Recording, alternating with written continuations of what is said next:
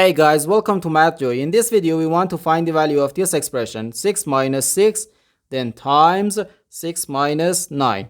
Are you ready to solve? Let's go ahead and get started.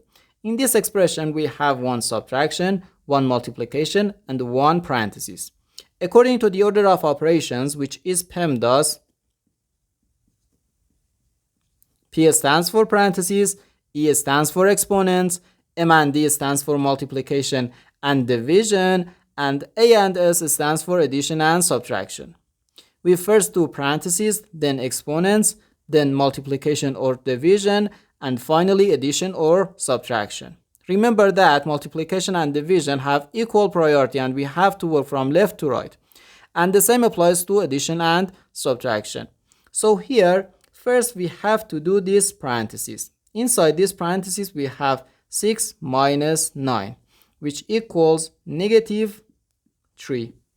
So we have 6 minus 6, then times negative 3. Now we have to do this multiplication because multiplication has higher priority than subtraction.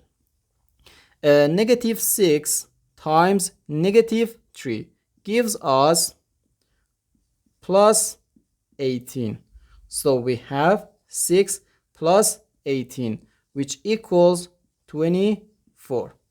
So our final answer to this problem is just 24.